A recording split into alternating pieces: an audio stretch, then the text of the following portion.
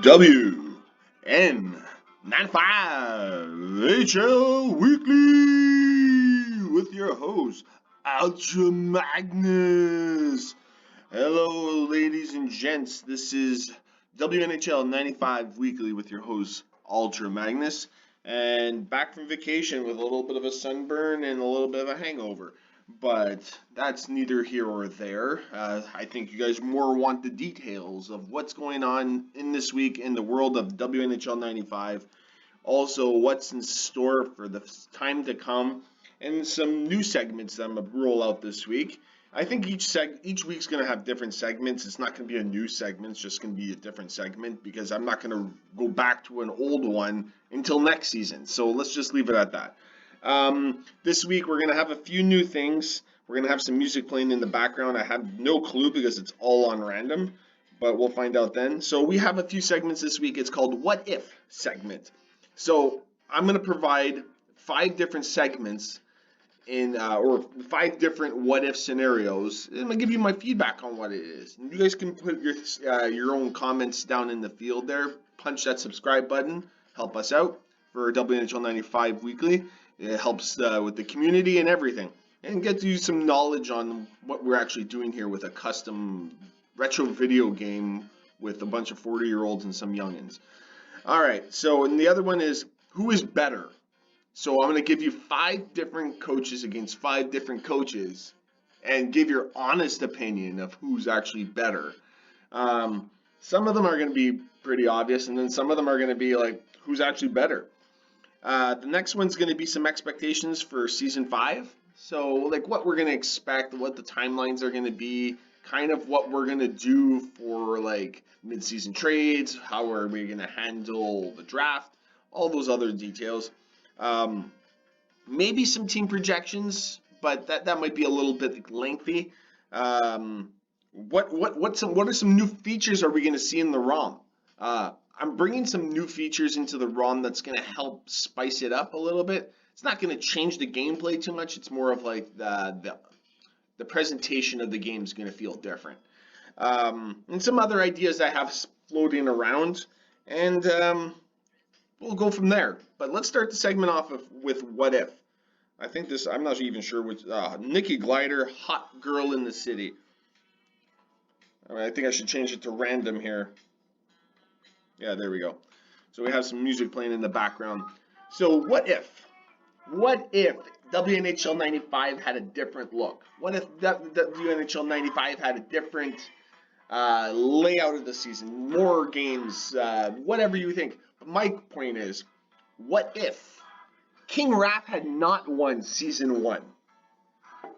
If King Raph had not won season 1 with the Anaheim Ducks, where would we be sitting right now? Would King Raph would have stuck around for season 2? Possibly even season 3? If he had lost season 1? I think he would have, because it was something new. Like, I'm not saying we're a novelty, but we're a reoccurring novelty, kind of like latex panties or edible condoms, or I don't know, like eating fudge off of your girlfriend's body, or whatever the girl is doing to the boy. I don't really care. But basically, if King Raph would have lost, our title winner would have been Mike Vicky BC. Or we could have hypothetically said, imagine if G-Lock had basically knocked off King Raph in the first round, where would we be talking?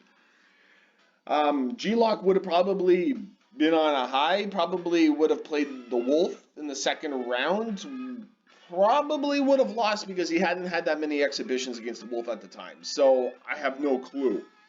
But if King Raph had lost season 1, if he had not won the championship, who would have been the champion? Would it have been Mike Vick? Would things have been differently because the standings would have been rearranged?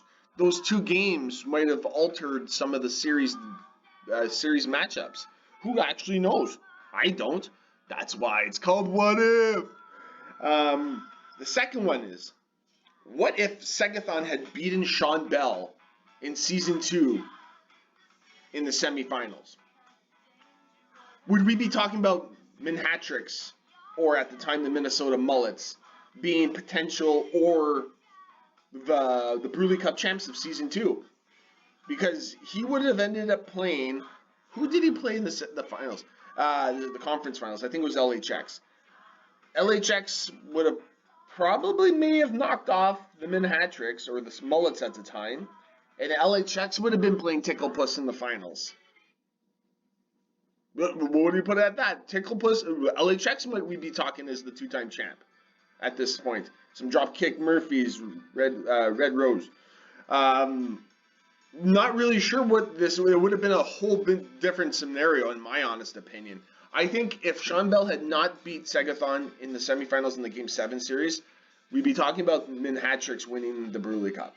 No offense, LHX. I just think that Minhatrix have some kind of weird, strange brew against LHX and Ticklepuss. Definitely Ticklepuss. And I don't think Ticklepuss has hit his stride when he was in Season 2. He got onto a torrid run at the end of the season and then also hit the playoff gears where no other team was really hitting it. But then he hit the Mulcher and Sean Bell. But I think the Minhatrix would have won Season 2's Bruley Cup. That's my honest opinion. Put your comments down below and let me know. Or blast me on Discord. I don't fucking care. It's my channel, my podcast. I don't give a shit at this time of day. Especially whatever. What the fuck time is it in the morning? 7:41. I've been up since 5:30. So suck it. The next one. This might be a sensitive topic. It might not. But what if Dink, Mike Vick ABC, Puppet Masters, and Jay Pizzle had not gone MIA? Had not gotten mental meltdowns, had not had a fucking kidney or an appendix blowing up during the Super Bowl, or somebody who just says, I couldn't clean my computer.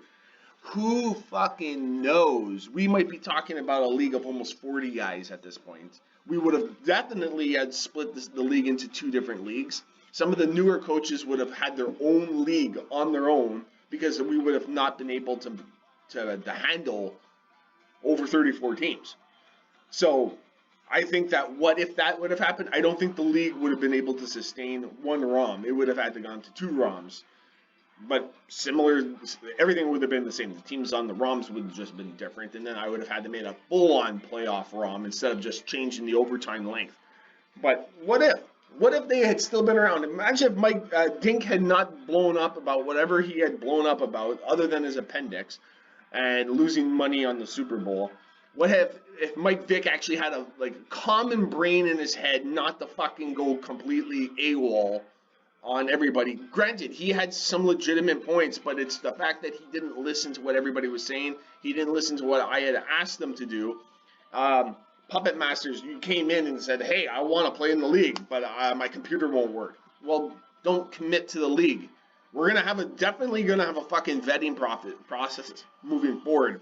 All new teams are required to play 3 teams in our league. They'll be randomized, but I think if you can play Nipples, you can play Wolf, and you can play Derek Sutton. I think those, and G-Lock, 4 teams. If you can play those 4 teams, you can play in the league, because those are the 4 most active players in the league. I think you should be able to be vetted by them. The next one, what if Halifax had beaten Autobahn in the Shitty Bill conference finals last year? Would we be talking about Halifax playing in the Shitty Bill? And imagine if I had beaten Gaelic Gopher. I think I would have beat Clinton. I would have beat Blair with my patented slap shot. The Segathoners hate slap shots, but they love their down B. So I'll fucking down C them all the way to death. And it would have been me and Halifax in the Shitty Bill. What would have happened there? Me and Halifax have always had great matchups. We're both Canadian, which would have made it even that much more pleasant. Instead of having 2 Segathoners, we would have had 2 Canadians. Either way, that's my viewpoint on it, but that's my fucking 2 cents. That's what I think. What would have happened? I wouldn't have had to fucking trade Nicholas Lindstrom. I would have still had Lindstrom on my roster. I would have probably still drafted Aaron Miller at some point at the end of the first. I wouldn't have had to fucking trade Todd Bertuzzi in my first fucking this year to go and get Iggy. And would have been at the same time too, would I have taken Iggy? Knowing that Dominic Hasek would have been available, I would have been able to bring him back to the fucking Cyclones. Who knows? Halifax could have probably picked up Dominic Hasek himself because Kirk McLean's career is winding down. And he needs a fucking legitimate goaltender. You got a legit goalie to Halifax, fuck, the guy's going to be a division winner for a couple of years to go, for sure. And then, what if? Put your thoughts. I want to hear your thoughts. What are the what ifs if you had decided? What are the what ifs in the league so far? That's 4 of them. But my final thought on the what ifs. What if this league had never started? Where would we all be at this moment? I'd probably be still modding games. Ticklepuss and Adolf would be still Yinzas. I would have never gone to the Segathon tournament. We would not be talking about an October championship live in Toronto. We wouldn't be talking about a season 5 of WNHL 95, let alone season 1, 2, 3, and 4. So, thank you to you all for being able to contribute into the league. You guys have all been fucking amazing. Some of you have been fucking kooky. Some of you have been off to the fucking wall. Some of them, you guys have been more than grateful and generous in all your things that you've done. Sagathon guys, I've been including you guys because of what you did for me when I came down to the Sagathon tournament. Red carpet service, Minnesota style. I didn't get to see the goats or see them eat eggs, so it doesn't really matter, but I might be able to see that next time I go down. So my next segment is Who's Better? Do you want to know? My 2 things right now is that I'm going to say the 2 coaches. You guys can give your own opinions. I don't really care. But at this moment right now, I'm going to give you my 2 opinions of 2 coaches. And you tell me afterwards in the comments or on Discord. Blast me if you want. Find us on Discord at NHL95. Colin or Sean? You got the Sudbury Slag, the Minnesota Half-Pucked. Whoever knows what his team's going to be, I think it's called Sudbury Saturday Nights for Season 5. And the Thunder Bay Pike, who are the 2-time defending champs. Who is better? I know in my segment with Klein and Wolf that I gave my point of views on it. That Sean, everybody's beatable in the league if you have the right mixture against that team. Everybody's beatable. Even Sean, even Colin. It's just, where are the matchups? Who are you playing and what are their players like? For Colin's viewpoint, I don't think many people can beat Colin. Even as much as we talk about Sean, I don't think anybody can beat Colin. He can take a dumpster fire of a team and fucking beats the number 1 seed. Beats the North Bay Knights. You're like, what the fuck, man? He's got Greg Adams leading the way. He's got the Little Giants, the Mighty Ducks number 1 roster on his team. And he's doing it. He's got Darren Poop on Your Leg Ewa, and he's got Greg the Bod Adams, Alex Godniak, and he adds Mr. Darren Turcotte to his lineup for a little bit of French exquisite. So who knows what everybody could do? And then you got Bell, who's looking to trade Pavel Bure now. He traded Eric Lindros. I think he's taking some inspiration from Colin, being like, I want to see what I can do with the shit team. Not saying that Sean wants to fucking blow up his team and just fucking ride it with a bunch of bench warmers, but you can just imagine what he's thinking here. But if I honestly had to pick, it's really hard to go against Sean, but I would take Colin. Pink or G-Lock? Pink is coming on the rise. Like I said, he's Dr. Jekyll and Mr. Hyde. Next season is I don't know who is the Dr. Jekyll and Mr. Hyde. I think Mr. Hyde is when Dr. Jekyll and Dr. Hyde. I don't remember the analogy of the two. Which one's the crazy one and which one is like the sensible? The sensible one would be when Pink is on his game and he's beating teams and he's like one of the top teams in his conference. And then the other one is where he goes fucking gets shut out 15 games out of the last 16. This season is where he's going to go getting shut out a lot. I don't know if he changes his roster, he changes his approach, but I really don't know. Then you got G-Lock, who's Mr. Exhibition. Him, Wolf, and Sutton are like, let's play exhibitions. Granted, all their seasons are done except Derek, who has to play Grand River. And Wolf has to actually play too. And G-Lock, in fact, they all have to play. G-Lock has to play Gamby. Danger Zone. Hey, Tom Cruise, B. Clinton, here's to you.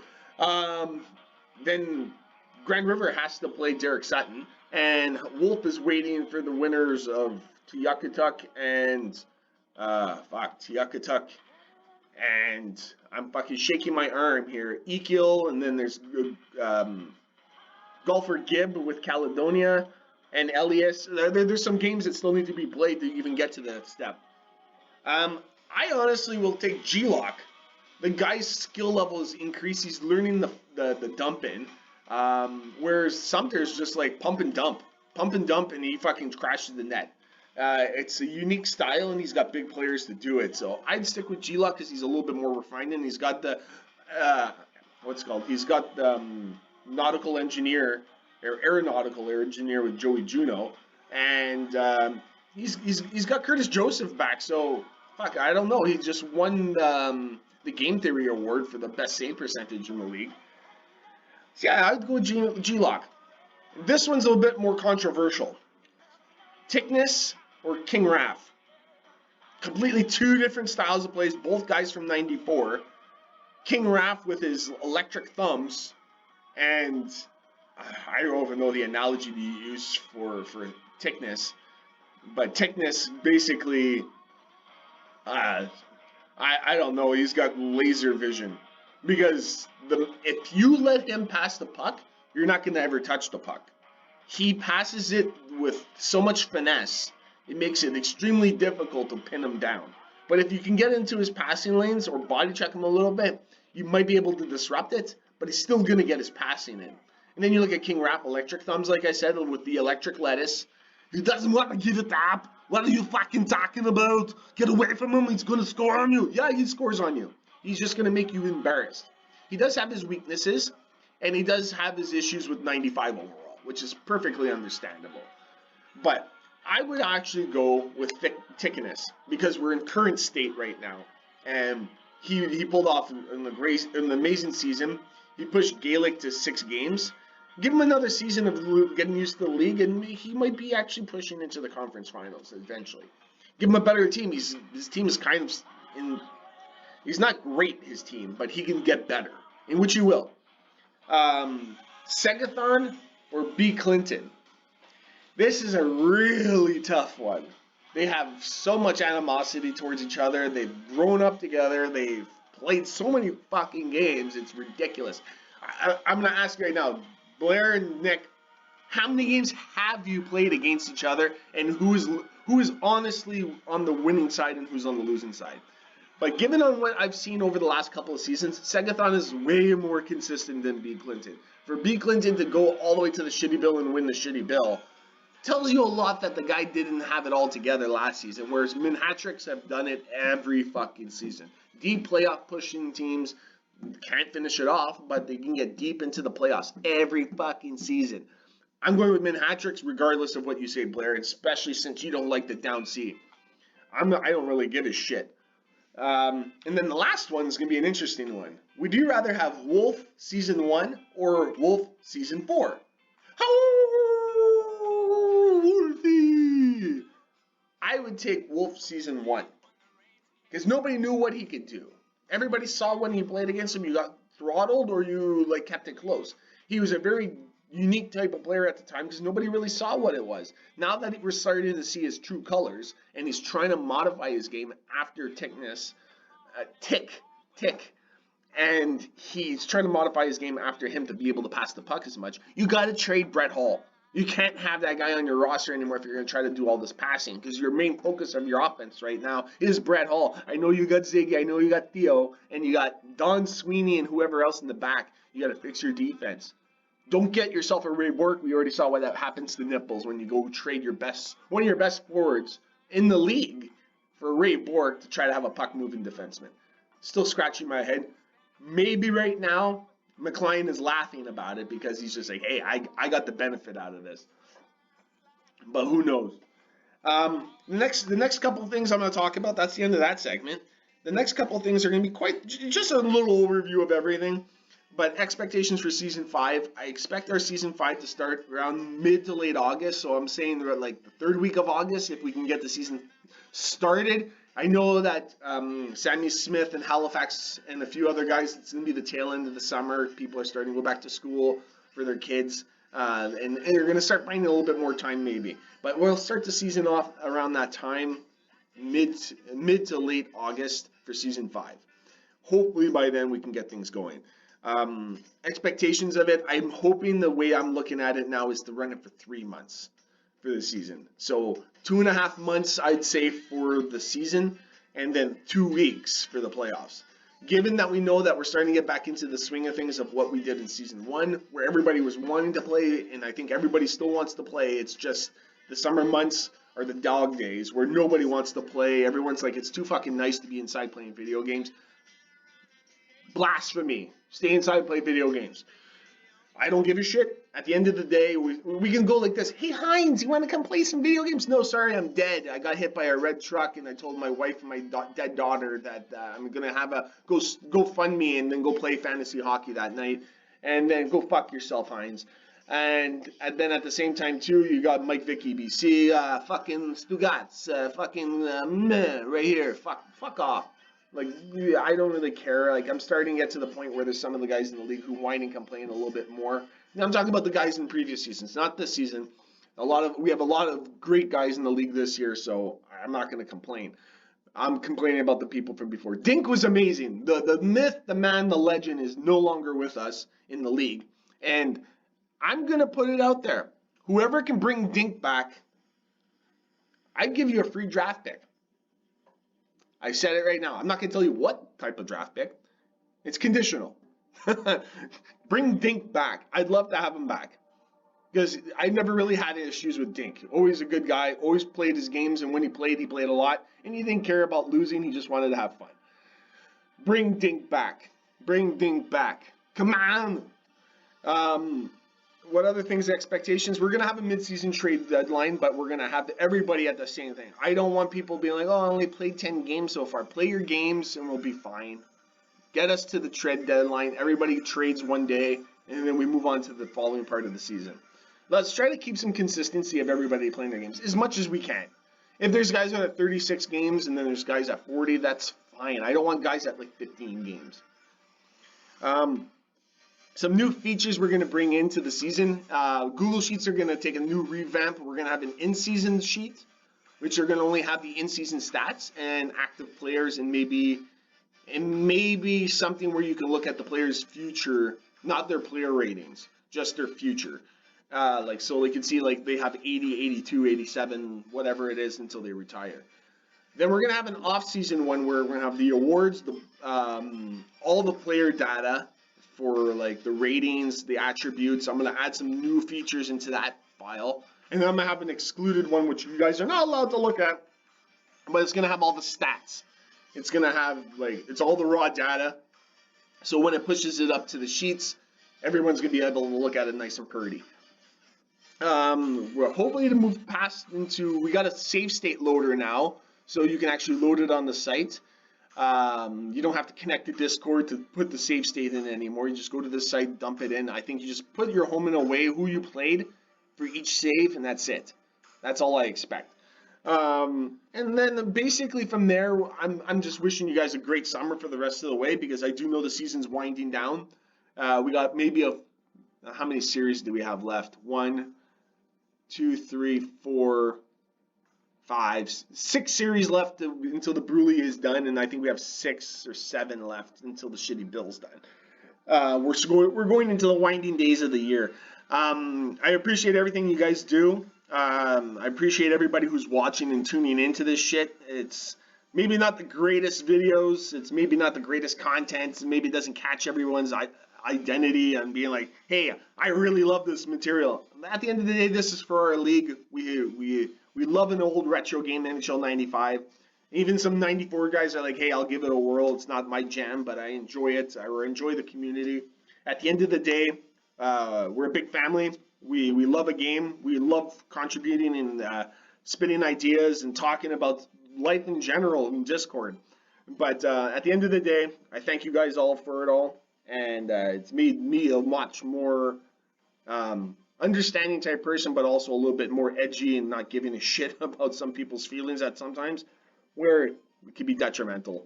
But let's get season 5. I'm really excited for it. I'm excited for the draft. I'm excited for the new coach's comical font, Aftershock. is coming back. Aftershock. Go fuck your mother. I can't wait for his announcing in the season. It's gonna be so much fun. Slavo Tonic and Caden are our 4 new coaches. I think Caden is the Hoth Wampas. Slavo Tonic is the Rome Auroras. Timmins Tarragrades for comical font, and Troy City Titans are coming back. So if you guys have anything you want to be added to everything in the Google Sheets, in the ROM, whatever it may be, send me a message and we'll go from there. Thank you all. Have a good week. It's Ultra Magnus. Peace out.